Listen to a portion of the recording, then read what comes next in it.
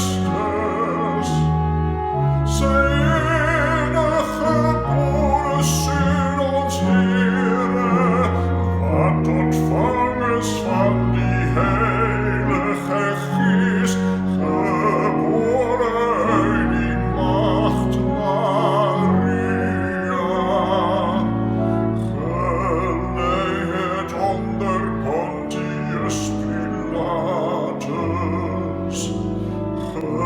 gekruisigd is, gesterven en begraven is, en neergedaald na die hel. Op die derde dag opgestaan uit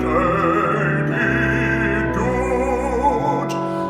opgevaren naar die hemel en zit aan die rechterhand van God, die almachtige Vader, waar vandaan hij zal komen om die levendes en die dooies te oordeel. Ik geloof in die Heilige Geest,